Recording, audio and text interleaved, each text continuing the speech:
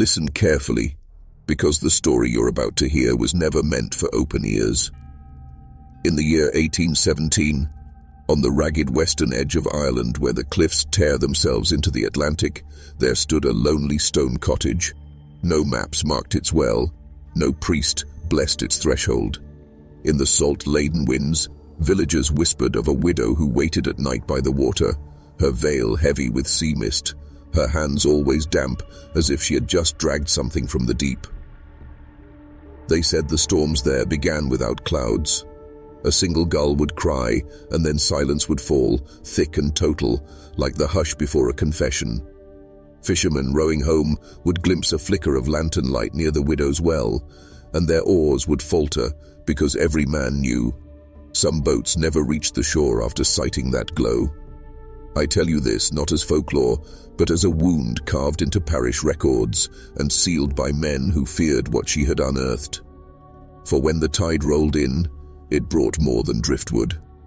Bodies of sailors were found with their throats raw from salt water, yet their lungs held no ocean, only the taste of fresh well water. The constables wrote, "accidental drowning," and moved on, but the old priest who buried them wrote a different word in the margin: taken. Why do I reveal this to you now? Because you, listening here, are already part of the circle. You chose this path of hidden knowledge, and once you hear the full story, you will not be able to unknow it. It is not a tale of a single woman, but of a system that used her, hid her, and built a ritual of silence around her crimes. Every institution you trust was present at her trial, and everyone helped erase it from the books. Now, before we go deeper, I need to know who is still with me. Write in the comments which city and what time you are listening to us from, so we know who is absorbing this secret. Close your eyes and picture the west coast of Ireland in 1817. Not the postcard green you know, but a land stripped by famine winds. The peat fires burn low in one-room cottages, and salt from the sea crusts the windows like frost.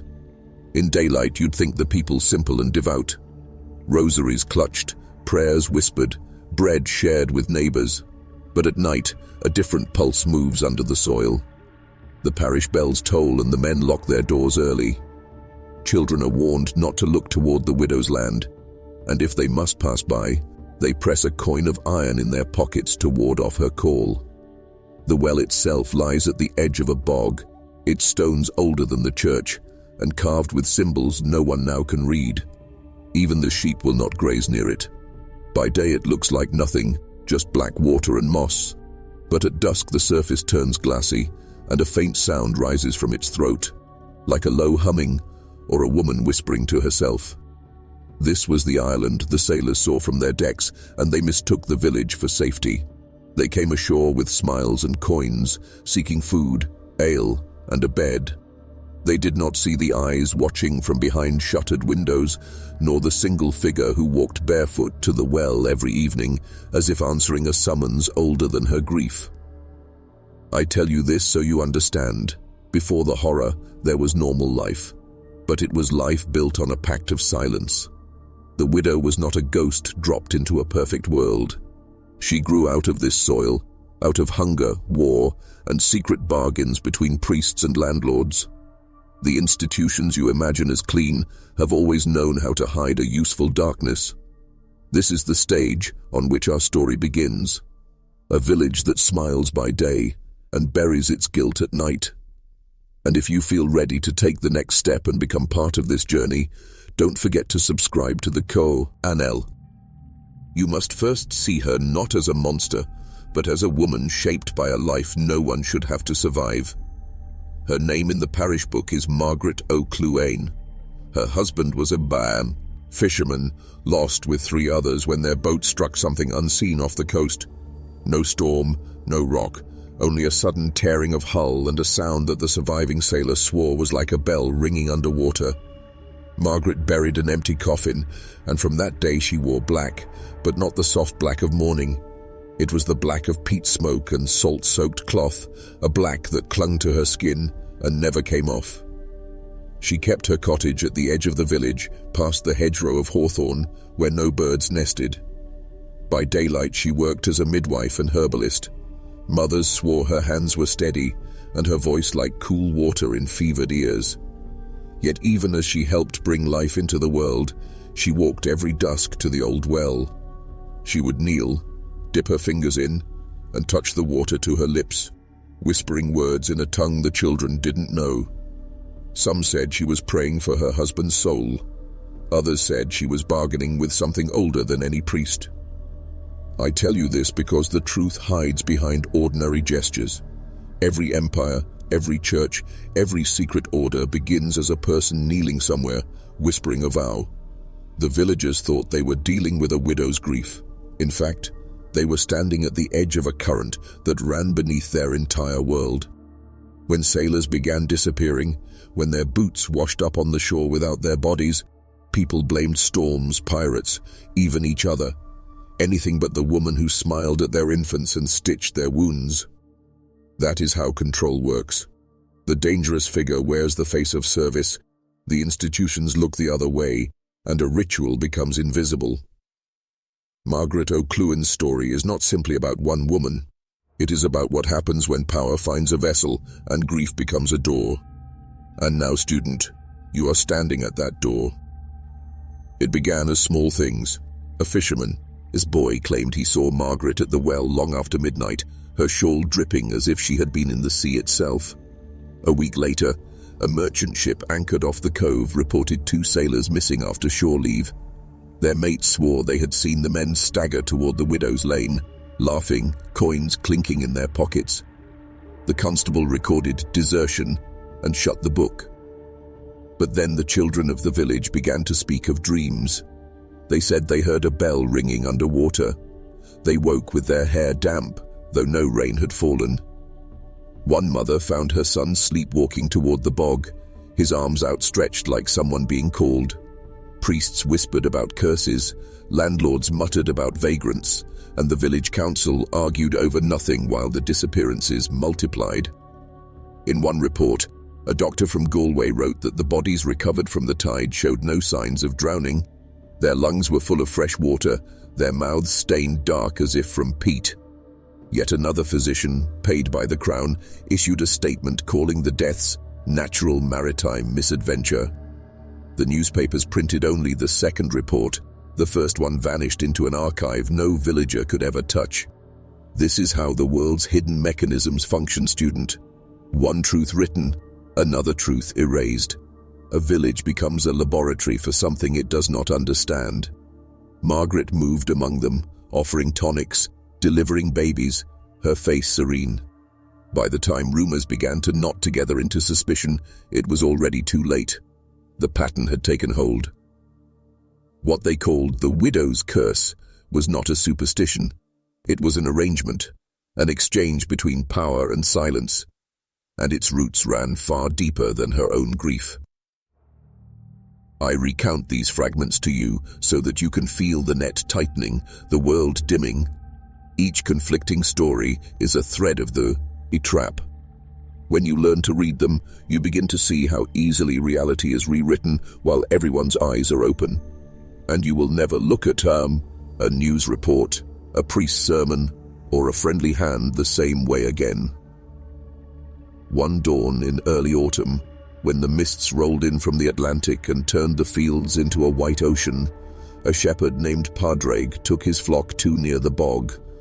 One of his ewes wandered to the stones of the old well. As he lunged to catch it, his foot struck something soft half buried in the moss. It was a boot, a sailor's boot, with the foot still inside. The flesh was pale as candle wax, the nails blackened. No other part of the body was found. The constable arrived hours later, accompanied by 2 soldiers from the garrison. They roped off the well, but not for investigation. Instead, they set a guard to keep villagers away. Officially, they claimed it was to protect evidence. In reality, they brought no measuring tools, no doctor, only a sealed wagon that left before dusk carrying something wrapped in sailcloth. No one ever saw the contents again. That night the widow's cottage showed no light, but several villagers swore they saw her silhouette down by the stones, motionless, as if listening to voices rising from below. A boy hid in the hedgerow and said he heard her speak, not in English or Irish, but in a slow cadence like the tolling of bells. He ran home shivering, and by morning he could not remember the words, only the sound. This is the moment, student, when a story ceases to be mere whispers and becomes a pattern. Every institution you think exists to protect the innocent begins, quietly, to protect itself. Evidence disappears, reports are rewritten, and the dangerous person, or the dangerous truth, is left untouched. The villagers who asked too many questions were told to leave it alone or face charges of blasphemy. Even the priest stopped speaking of the lost sailors and began preaching about obedience. Understand this: corruption does not always look like coin exchanged under a table. Sometimes it looks like a sealed wagon at dusk and a silence enforced by sermons. It is at this point in our journey that you must decide whether you will keep looking down into the water or look away like everyone else. By the winter of 1817, the disappearances could no longer be written off as accidents. Sailors from 3 different ships had gone missing after setting foot on the same stretch of coast. A magistrate from Dublin was dispatched under orders of the Crown to survey irregularities, an official phrase that means, in truth, bury the problem before it surfaces. He arrived with 2 clerks and an armed escort. They took statements in the parish hall but only wrote down half of what was said. When villagers spoke of the widow, the clerks glanced at each other and dipped their quills into the ink more slowly, as if recording her name were dangerous. Meanwhile, the well grew stranger. In daylight, its water was clear and cold. At night, under the waning moon, it turned black and viscous like oil. Sheep refused to drink. A group of boys dared each other to drop stones into its throat and swore they heard no splash, only a deep, echoing chime, like iron struck far below the earth. The next morning, one of those boys was found asleep at the edge of the bog, his lips blue, his pockets full of wet coins he could not remember taking. The magistrate ordered the well sealed with heavy timbers. Margaret stood at the edge of the crowd, her face unreadable. That night, the timbers were found split apart, nails bent as if by some immense pressure from below. The guards refused to stay another night and fled before dawn. Student, do you feel the shape forming? This is not simply a ghost story. It is the anatomy of a ritual, a convergence of hunger, grief, and institutional convenience. The woman at the center is both perpetrator and pawn. The men who arrive to investigate are not there to expose, but to contain. And you are watching the birth of the pattern that repeats itself in every era. The convenient darkness everyone pretends not to see. Remember, once you step this far into the story, you are not merely a listener. You are an observer standing at the edge of the same well, looking down, and what looks back may already know your name. It was a night of hard wind off the Atlantic, the kind that flays skin and tears roofs. Lightning split the cliffs, and for a heartbeat the whole coast glowed like a negative of itself. In that flash, Padraig the shepherd saw something rise from the well. Not a person, not a wave, but a mass of dark water bulging upward, then collapsing back with a sound like a bell swallowed by the earth. By dawn, the magistrate's clerks were gone, their horses still tied, their papers scattered in the mud, the seal of the crown trampled into fragments. When the villagers finally gathered enough courage to approach the stones, they found the timbers ripped aside again.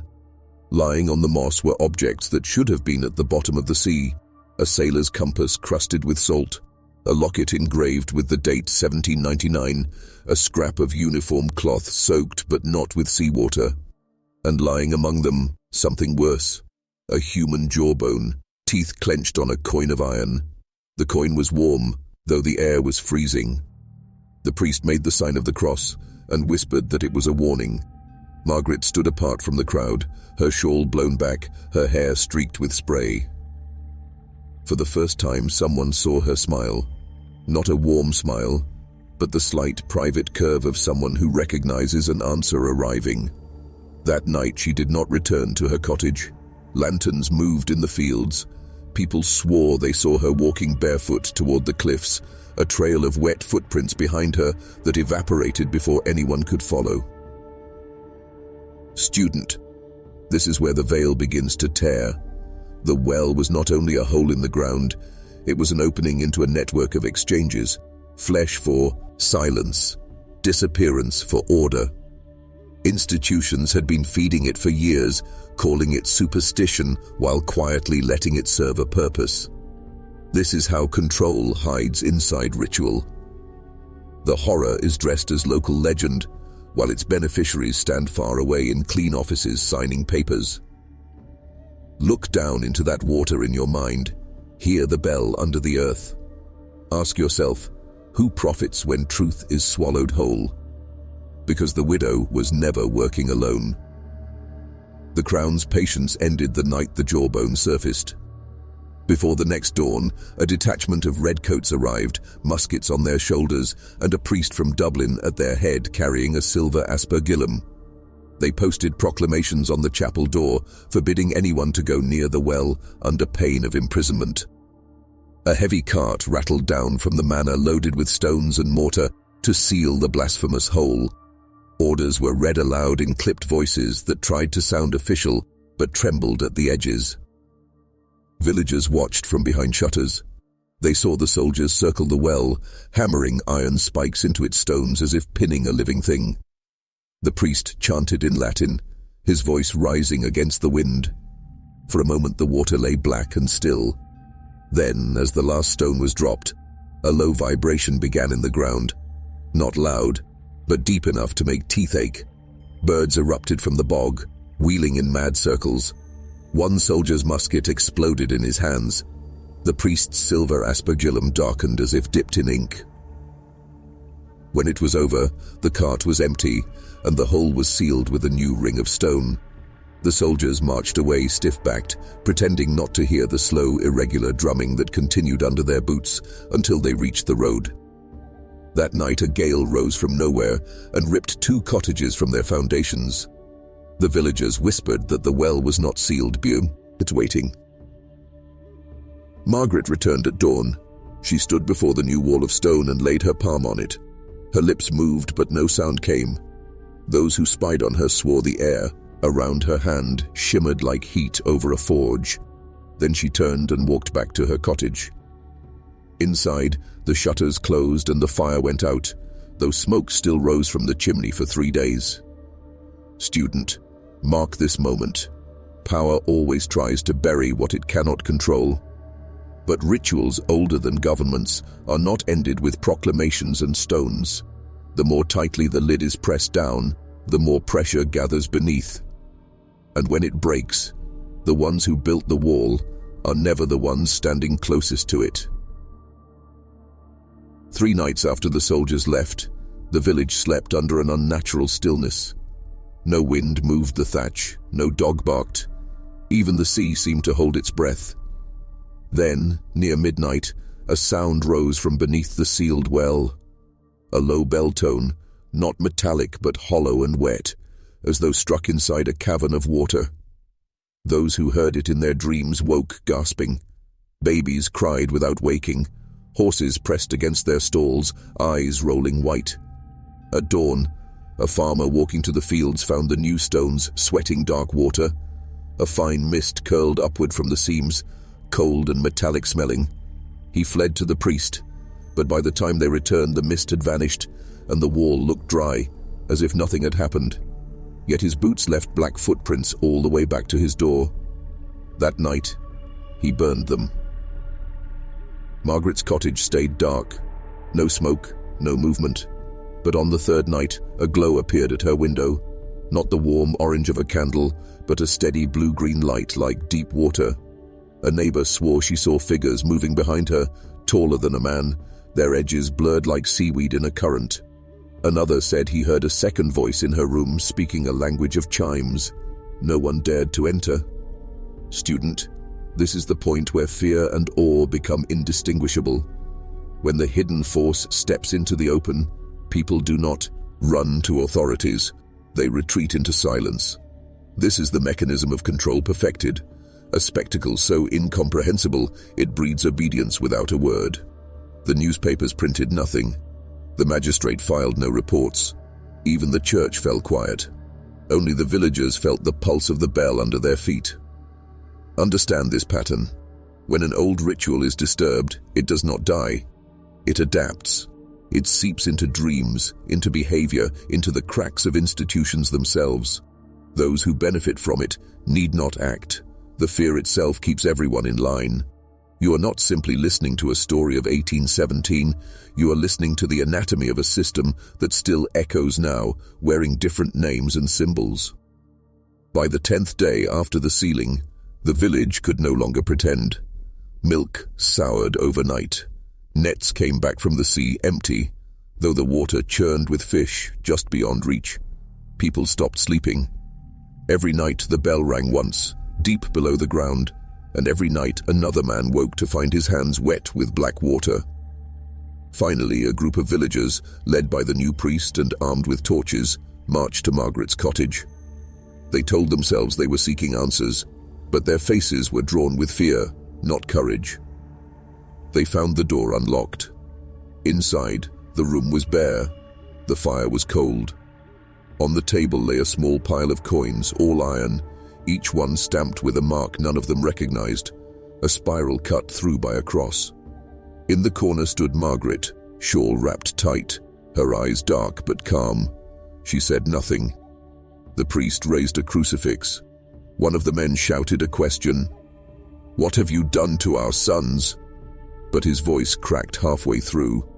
Margaret raised her hand, and a single drop of water slid from her palm to the floor. Where it landed, the boards smoked. "You built this," she said at last. Her voice was low, like tide under eyes. "You fed it before me, you'll feed it after." The men stepped back, torches trembling. The priest began an exorcism, words tumbling out fast, but the sound of the bell rose again, closer now, as if from under their feet. Margaret walked past them to the door. No one moved. Outside, the wind shifted, carrying a smell of salt and rust. Student, this is the moment where blame meets its mirror. Every hidden system finds a scapegoat to carry its weight, and when the scapegoat speaks the truth aloud, the crowd cannot bear it. That is why the institutions always arrive just late enough, why the newspapers go blank, why history becomes folklore. Because naming the arrangement would implicate everyone.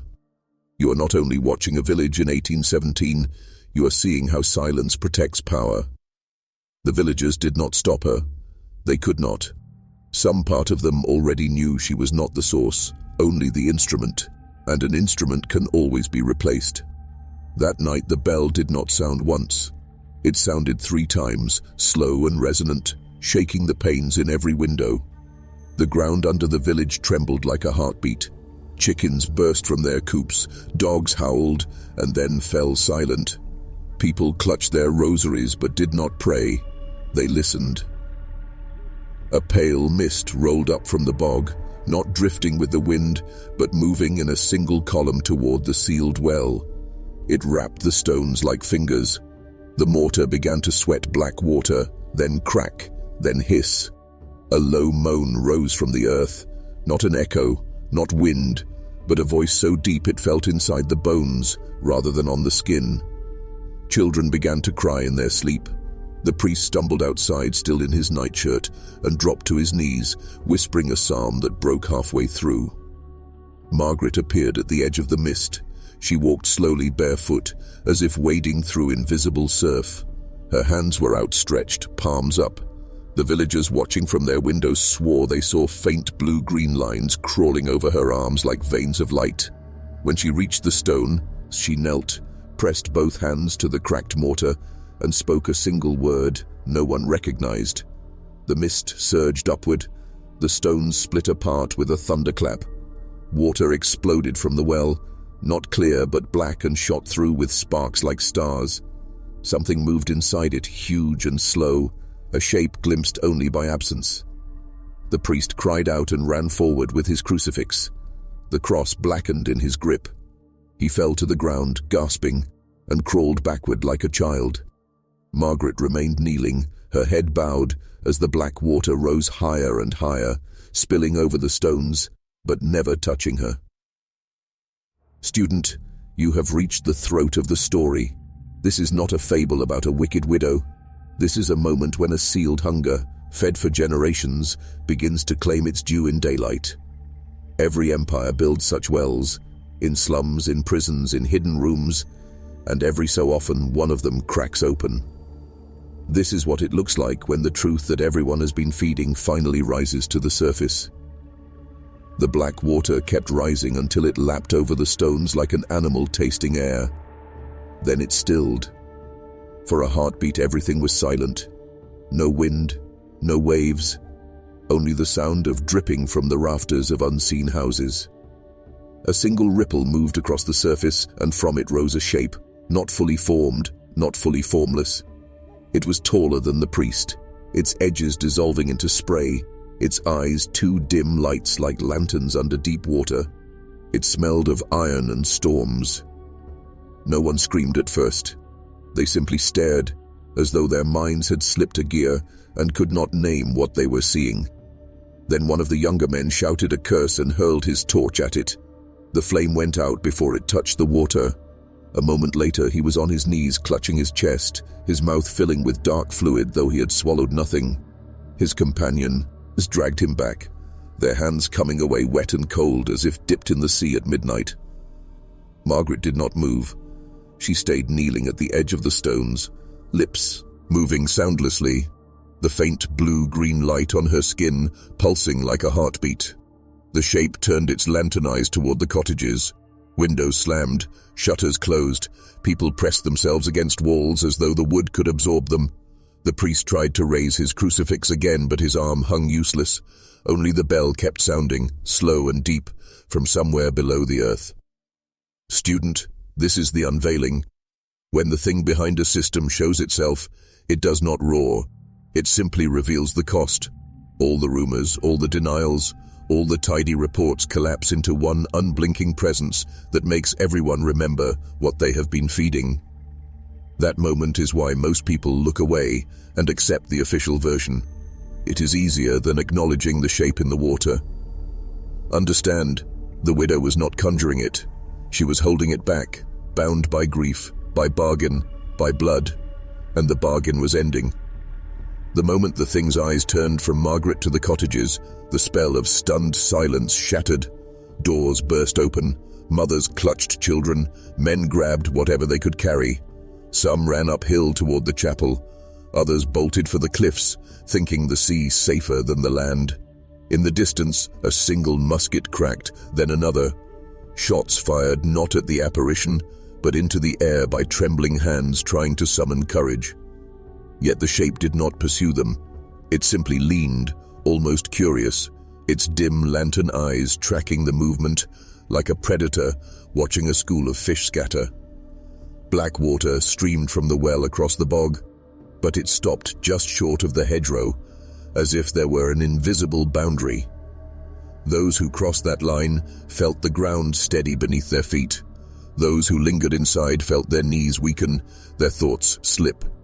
By dawn, half the village huddled on the hilltop, watching their homes smolder with the strange blue glow, unable to remember how they had climbed there. Before the second bell of morning, a column of soldiers appeared on the road from the garrison, their uniforms damp with mist. They did not run. They advanced in formation, boots drumming. Behind them came a black carriage with curtains drawn tight and a seal on its door.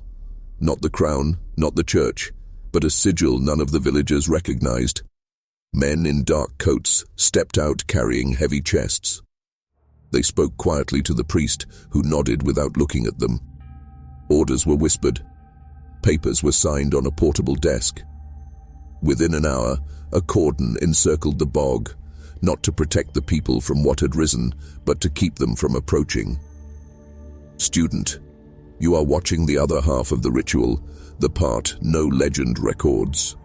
When the mask slips and the hidden cost leaks into daylight, the response is not rescue. It is management.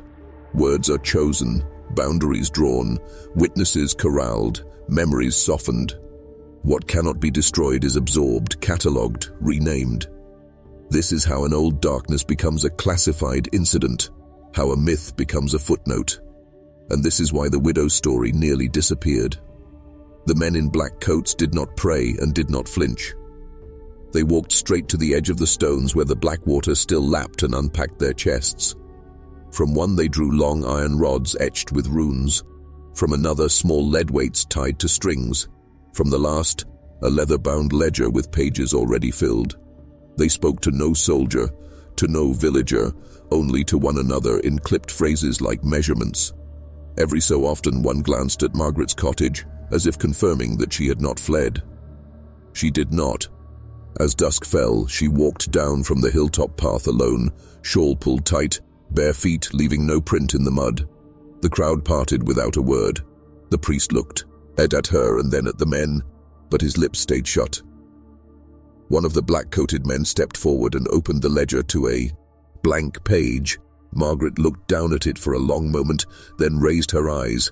For the first time since the well had opened, she spoke clearly. "You want it quiet again," she said, "but you still want it fed." The man inclined his head. Another passed her a small object wrapped in linen. She unwrapped it slowly. A silver ring stamped with the same spiral and cross mark as the iron coins on her table. She slid it onto her finger. The water at the stones shivered, then stilled, as though listening. No one heard the words of the agreement. They saw only gestures. Her hand pressed to the ledger, his quill moving, the faint shimmer in the air between them. Then she turned, walked back to her cottage, and shut the door.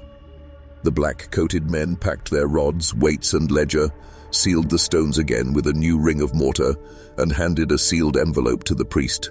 Without another word they left, their carriage rolling away into the mist.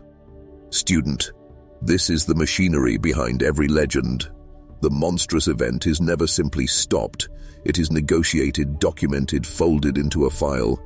A scapegoat becomes a custodian, a ritual becomes an operation, and the crowd, numbed by fear and fatigue, accepts the return of silence as proof that the danger is over. The next morning the bog was still. No mist, no bell, only a faint tang of iron in the air, like a coin held too long in the palm. The stones of the well were newly sealed, their mortar smooth and pale as bone.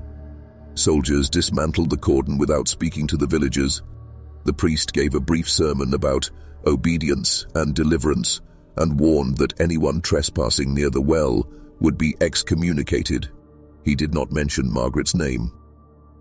The people drifted back to their cottages as though waking from a long illness. Roofs were patched, nets thrown again into the sea, but under the surface of daily life something had shifted. Children who had dreamed of bells now spoke in whispers at night, describing visions of deep water and eyes watching from below. Fishermen returned with catches larger than before, but with strange markings on the fish, faint spirals like those on the widow's coins.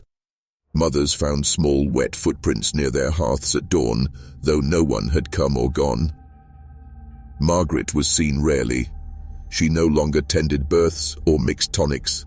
She walked only at dusk, always toward the sealed stones, carrying a small iron pail whose contents no one dared ask about.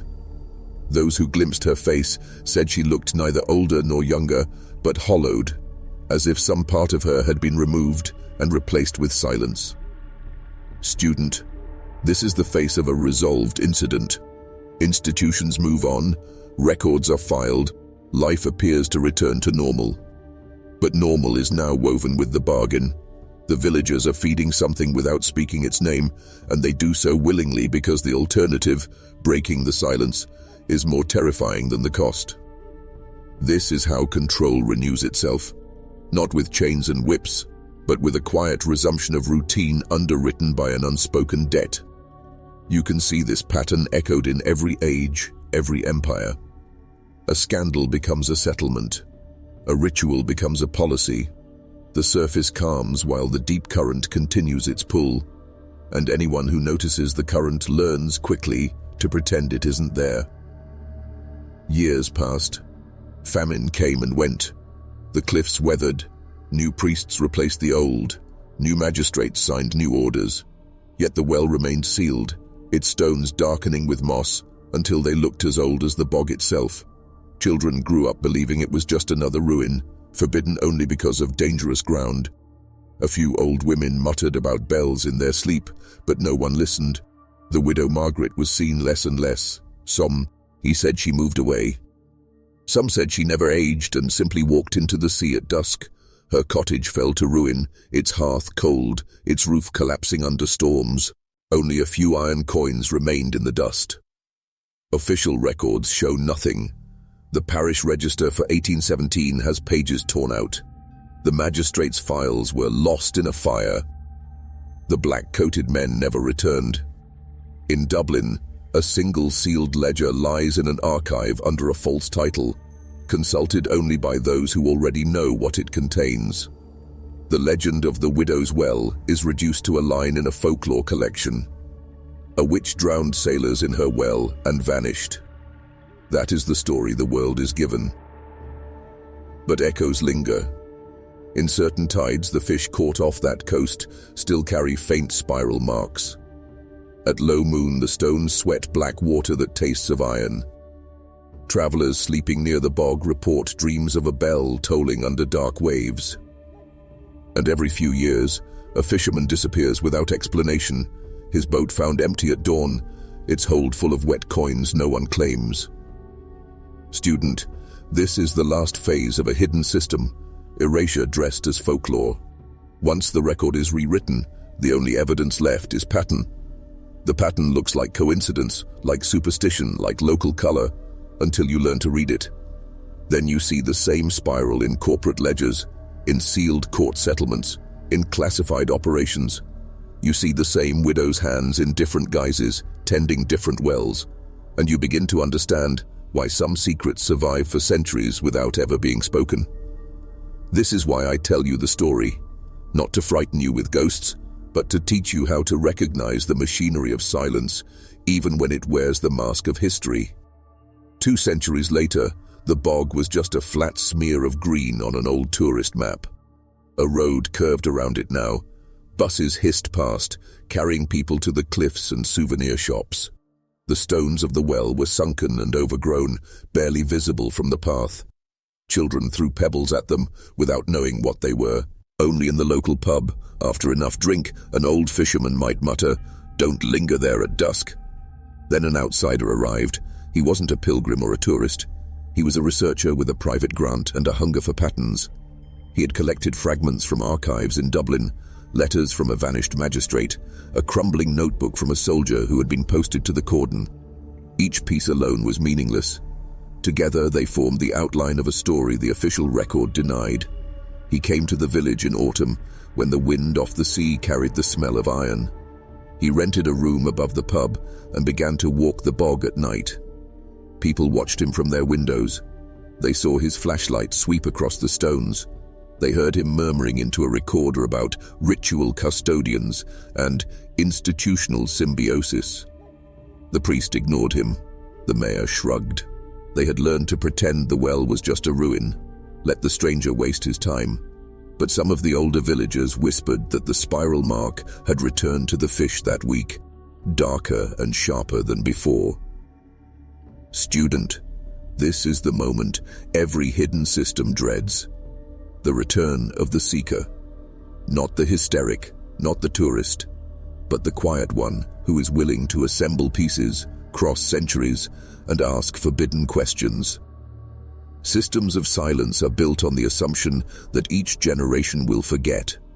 When a mind arrives that remembers, the bargain trembles. The outsider began to feel it too. He wrote in his journal that the bog was watching, that his dreams were filled with bells. He found a single iron coin in the mud, its spiral mark unworn. That night the villagers heard him walking toward the stones long after midnight.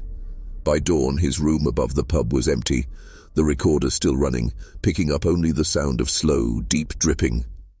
Before first light, the mist over the bog thickened into, a low, swirling veil. A pale half-moon glowed behind it like a submerged coin. The outsider's footprints led straight to the sunken stones, each print filling slowly with black water. His recorder, left behind on the pub table, hissed with static as though some signal were bleeding through from below the floorboards. At the edge of the stones he found the seam in the mortar, a hairline crack running around the circle like a serpent biting its tail. He knelt, brushed away moss, traced the spiral mark with his finger. The air around him tasted of salt and iron, though the sea was miles away. He whispered into the mist the phrases he had copied from old court records, from the soldier's notebook, from the sealed folktale. The words hung like frost in front of his mouth. Student, this is what happens when someone speaks forgotten formulas without understanding the bargain that bound them. A vibration began under the stones, a deep hum that resonated in the bones rather than the ears. The crack widened a fraction.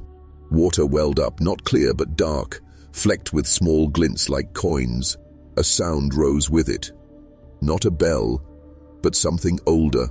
A pulse, a heartbeat echoing out of the ground. In the cottages above the bog, people woke with a start. Windows rattled.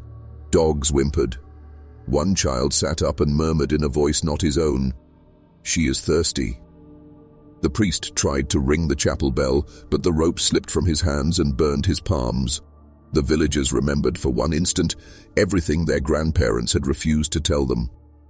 At the stones, the outsider stared into the rising water. Something stared back. Two dim lights like lanterns under a deep tide. The hum grew louder, a slow, deliberate rhythm that seemed to match his heartbeat. He reached out without meaning to. The water rose over his hand, over his arm, up to his shoulder. His mouth opened, but no sound came. The last thing he felt was a cool weight, like a coin, pressed into his palm. This is the Riawaki. Eaning. Bargains neglected do not dissolve, they accumulate interest. And when curiosity breaks the seal, the old current finds a new custodian. At dawn, the mist lay so thick, the cottages seemed to float on an endless grey sea.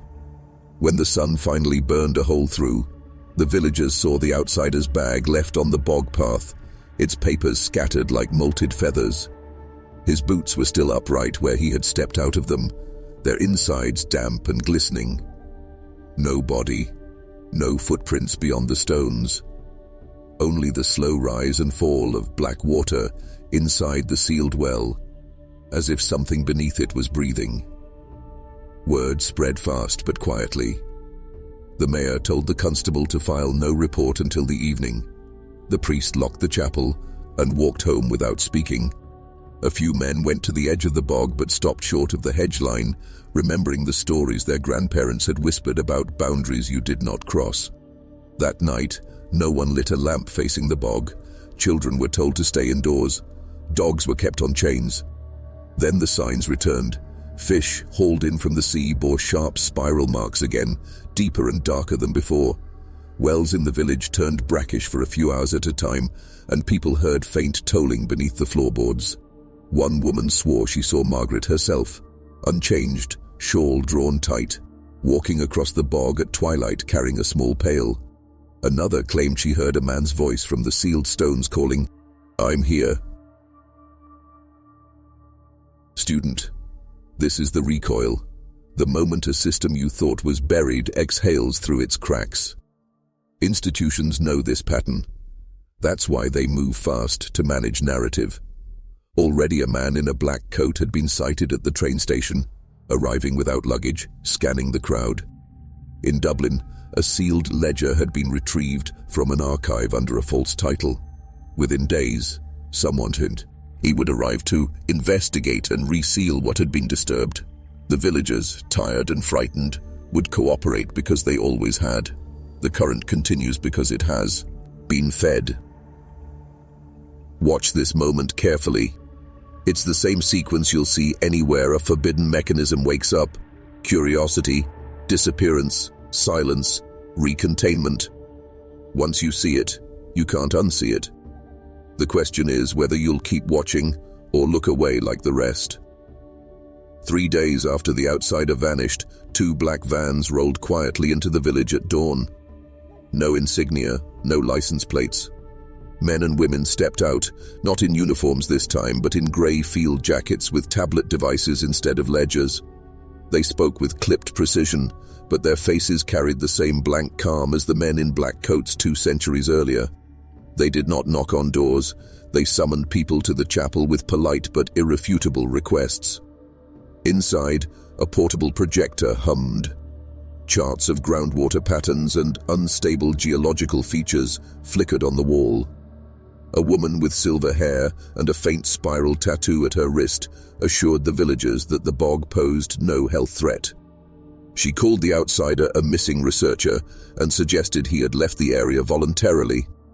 Then she distributed forms for signatures, non-disclosure agreements in modern language. Compensation was offered for temporary inconvenience. Those who hesitated were reminded of tax arrears and property permits. Outside, a team in waders ringed the sealed stones with new equipment, fiber cables, motion sensors, an array of small black boxes blinking red. They set up a mobile lab under a camouflaged tent and began pumping something into the ground. At dusk, the faint tolling from beneath the floorboards stopped. Fish brought in from the sea looked ordinary again. The villagers, relieved and uneasy, signed the papers and went home. Some even thanked the grey-coated team for restoring normality. Student, this is the modern face of the same ritual. The language has changed. Environmental impact, research initiative, community partnership. But the function is identical. It is a quiet agreement to keep feeding something you're told doesn't exist. The widow's pail has become a pipeline. The iron coins have become direct deposits. The black-coated men have become consultants with tablets. Yet the spiral remains, hidden in the watermark of the contract you sign without reading. Do you see it now? This isn't a ghost story. It's a template. Once you know the shape of the template, you can recognize it in a bank, a church, a government office. You can trace the spiral from a forgotten well in 1817 to your own screen tonight. Listen carefully now. Everything until this point has been a story you could hold at arm's length. A widow in 1817, a vanished researcher, strange water in a forgotten bog. But stories like this are not simply tales, they are mirrors. You stare into them long enough and something begins to stare back. That is the moment of danger. Every system of silence relies on one principle above all others. Most people will not pay the price of seeing. They will glimpse a pattern, feel a shiver, then retreat into routine. They will call it coincidence, call it folklore, call it madness. They will sign the form and go home. That is how the current keeps moving without chains or guards. The cost of knowing is loneliness. Once you have seen the spiral, you start to see it everywhere, and everywhere it will mark you as someone who knows. The researcher in the story is not the only one who ever crossed a line. Some read the ledger, some whisper the old words, some dig too deep. They don't always vanish. Sometimes they simply lose their ability to believe the official version. Their eyes go hollow, their smiles no longer fit. They start walking at night, drawn to hidden places. They become the next generation of custodians without meaning to. Student, this is why I am speaking to you this way. Not to frighten you with ghosts, but to show you the true architecture of control. Once you know how the bargain works, you have a choice: pretend you don't, or live differently. Both choices have consequences. Pretending keeps you comfortable but complicit.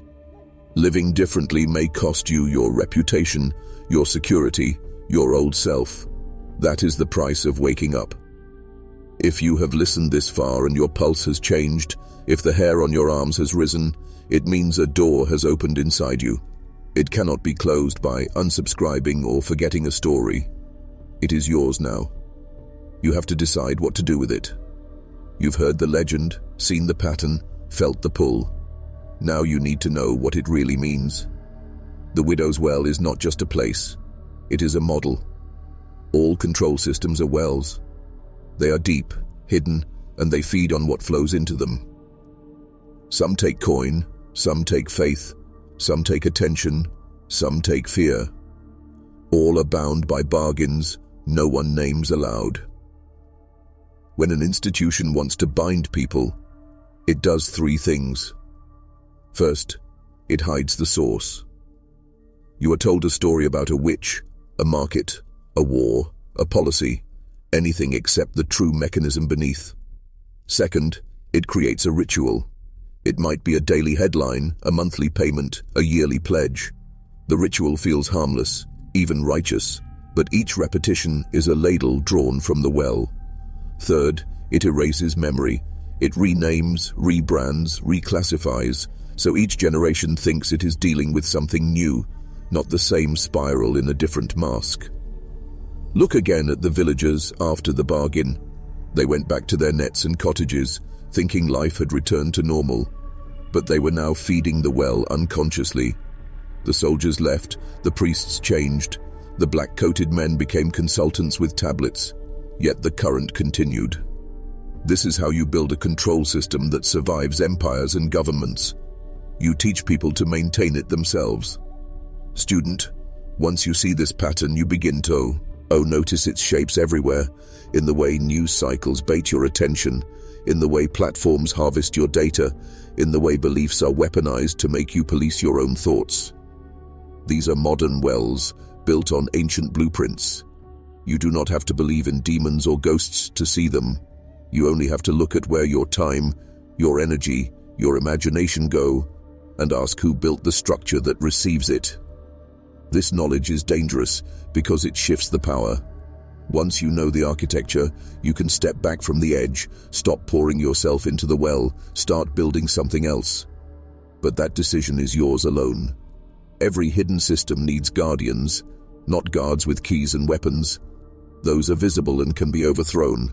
It needs custodians who believe they are serving a higher good while they maintain the mechanism. That is why the widow was never a villain in her own mind. She thought she was containing something worse. In truth, she was only keeping the well full. The same pattern repeats in every age. An official who covers up a scandal for the stability of the nation. A banker who manipulates numbers to protect the system. A moderator who censors a truth to prevent panic. None of them think of themselves as jailers. They think of themselves as saviors. They have inherited the ledger without knowing it, taken the ring without seeing the spiral engraved on its inner surface. They walk at dusk with their own pails. Institutions cultivate this willingly.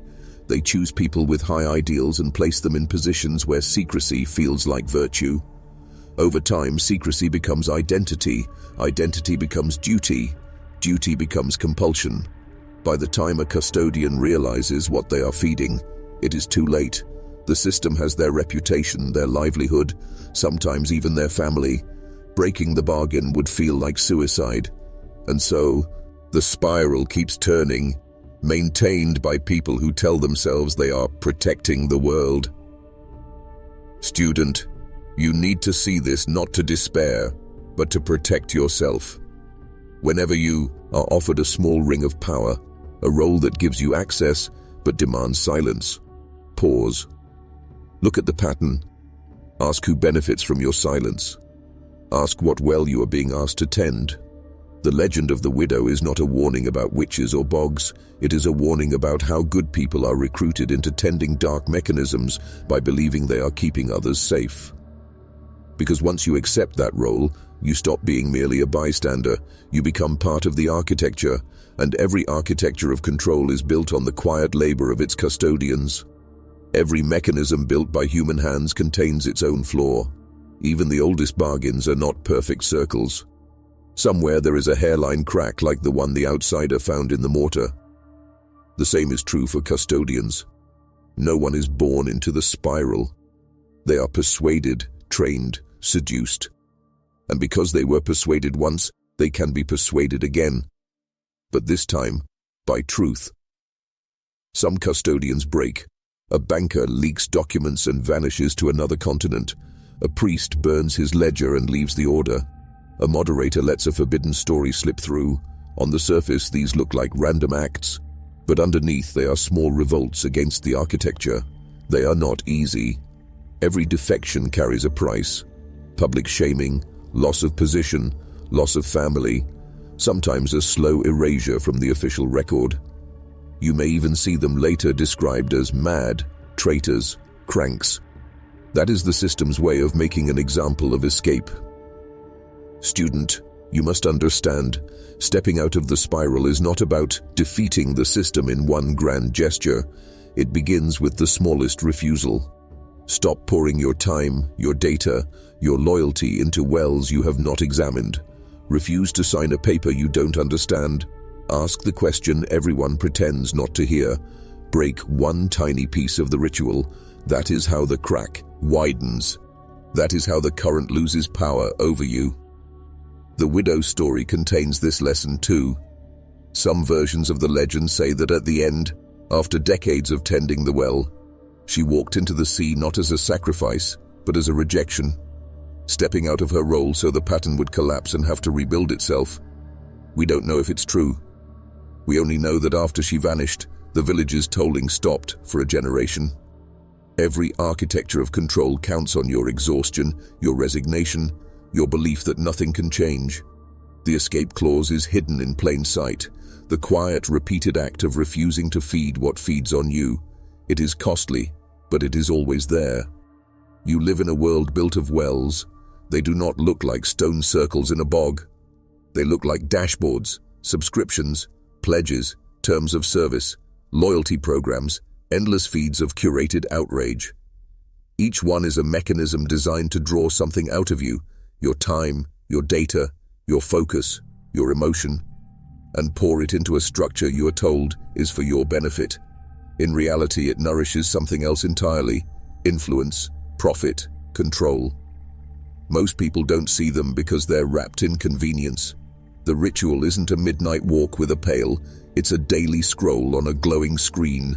The bargain isn't sealed with a silver ring, it's a box you tick without reading. You are reassured that the system is neutral, harmless, just how things work. But look closer. Track where your attention flows, what triggers your outrage, what keeps you distracted, what habits you repeat without thinking. These are the modern ladles drawn from the well. Student, the first step is recognition. The second step is interruption. You don't have to topple an empire to weaken its pull. You only have to stop feeding it with your automatic obedience. Unsubscribe from the current you didn't choose. Refuse a narrative you didn't ask for. Turn off a device when it demands your fear. Reclaim 1 hour of your day and use it to build something that isn't part of the spiral. It will feel small, even silly, but the pattern is maintained by billions of small offerings. When enough of those offerings stop, the pattern cracks. Remember the widow's lesson. She didn't build the well, she inherited it. Most of the custodians around you didn't design their systems either, but they're still complicit, and so are you until you begin to step back. That's why you're listening now, on this night, with your pulse slowing and your skin prickling. Part of you already recognizes the shape. This is not a ghost story. It's a map.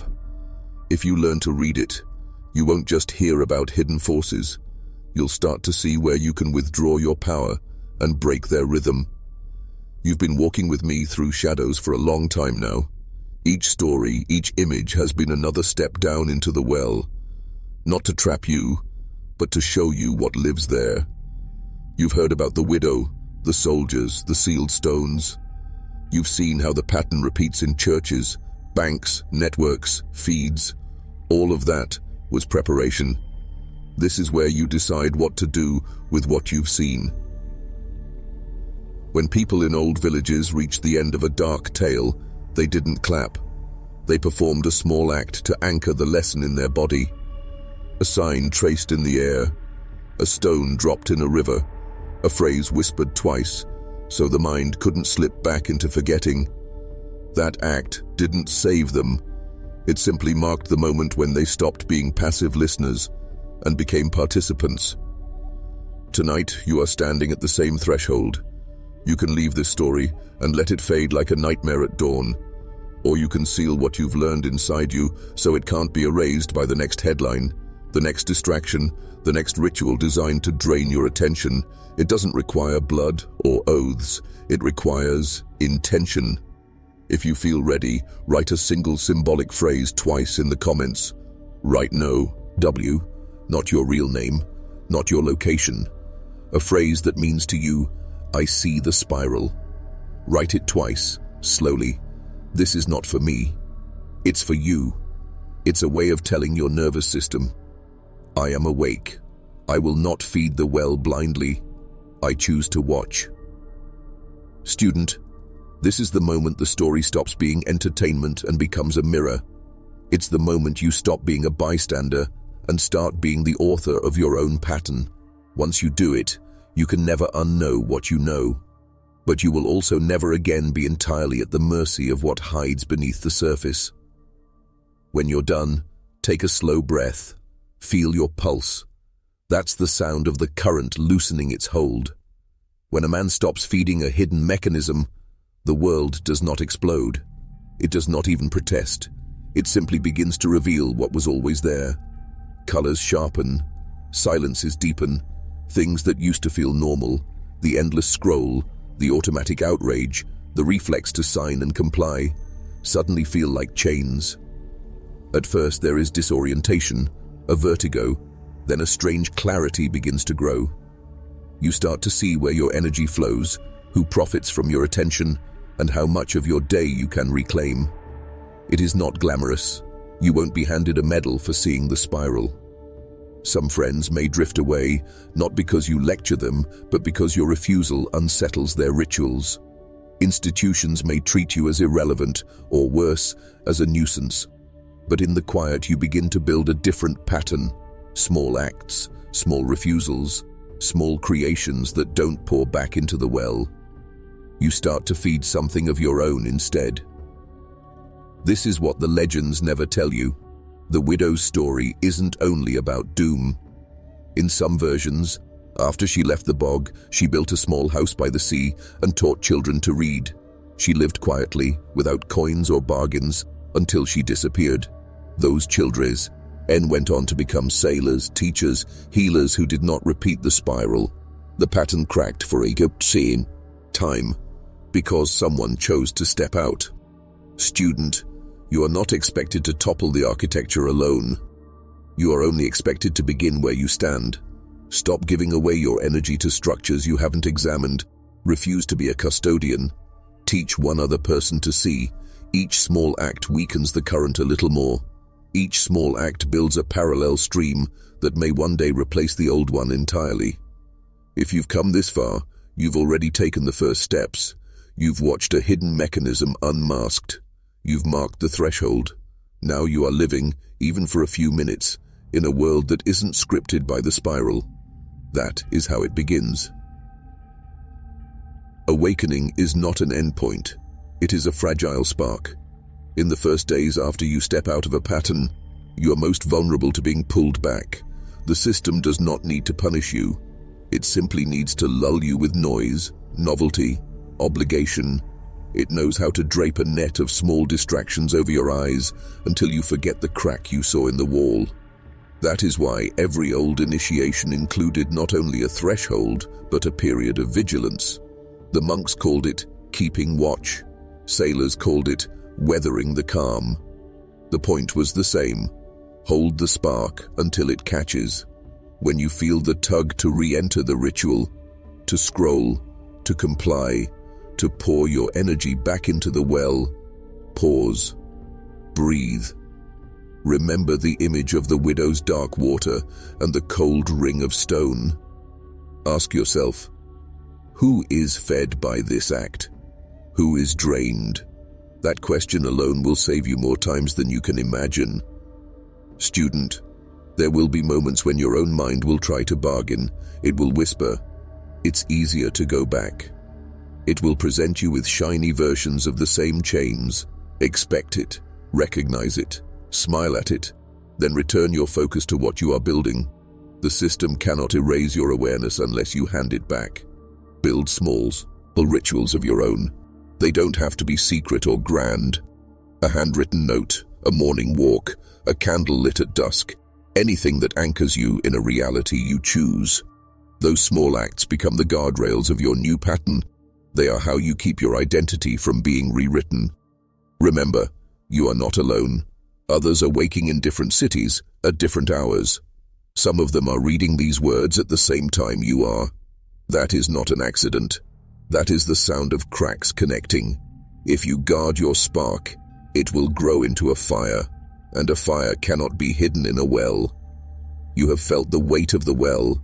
You have seen its walls, its rituals, its silent bargains, and you have learned how to step back. Alone, a single refusal is small, like one spark falling on stone. But sparks do not remain alone forever. They drift, they land, they catch on tinder. If tended, they meet and become a flame. Across towns and continents, men and women are making the same quiet choices you are making, unsubscribing, questioning, refusing to feed what drains them. Some have never heard the widow's story, some have never spoken of the spiral, yet their actions rhyme. Every time someone turns their attention away from a false ritual, a strand of the web phrase. Every time two people compare notes instead of staying silent, a seam splits wider. The pattern notices. It will try to reseal itself, with distraction, with propaganda, with new rituals dressed in brighter colors. But there is a point where the cost of deception exceeds the power it yields. When enough of you stop feeding the well, its water recedes. What was hidden at the bottom becomes visible. Chains rust. False custodians lose their footing. Student, this is not a prophecy. It is a law of systems. They are maintained by the energy of participants. Withdraw enough of that energy, and even ancient architectures must collapse or transform. It doesn't happen overnight, but it happens faster than you think when the sparks touch. This is why your small act matters. This is why you were told the story. You were not meant to be paralyzed by darkness. You were meant to see the mechanism, to step back, and to find others who have done the same. You do not have to march. You do not have to shout. You only have to keep your spark alive and let it meet another. When that happens, the well is no longer a prison. It becomes a dry hole in the ground, a relic of an age when people slept. And the widow is no longer a warning. She is a signpost pointing to a path out. Listen closely now. We have walked from the bogs of 1817 to the hidden systems of your own century. We have followed the widow's footsteps, watched the water rise and recede, watched the pattern repeat in churches' banks and glowing screens. You have seen how a bargain can be hidden in plain sight, and how a life can be spent tending someone else's well. You have also seen that a crack always exists, that the smallest refusal begins the unraveling. There is no deeper chamber after this. The story you've just heard is not only about a woman and a well. It is about you, about what you feed, what you allow, what you inherit, and what you will pass on. You are no longer a listener at the edge of the pit. You are standing at its bottom with a torch in your hand. You can pour more water into it, or you can climb out. That choice will ripple forward into every interaction you have, every moment of attention you give, every structure you build or walk away from. Remember this when the noise returns. Remember it when the rituals of distraction call you back. Ask yourself each time, who is fed by this? Who is drained? It will feel lonely. It will feel impossible. But others are walking too, in different cities, at different hours. That is the beginning of a network that no institution can chart and no algorithm can predict. Do not romanticize the darkness. Do not romanticize rebellion. Simply live awake. Withdraw your energy from what harms you. Feed what you choose. Teach someone else to see the crack. In that way the well dries, not with a crash but with a slow sigh. And a man who has once seen the mechanism can never be quite the same again. If you have listened this far, take a breath. Look around you. Feel how different the room feels now than when you began. That is the taste of awareness. Carry it with you, protect it, and act on it. The spiral only survives if you forget. Tell me in the comments now which city you're in, what time it is where you are, and what you will no longer feed. That is your mark on the wall of the well.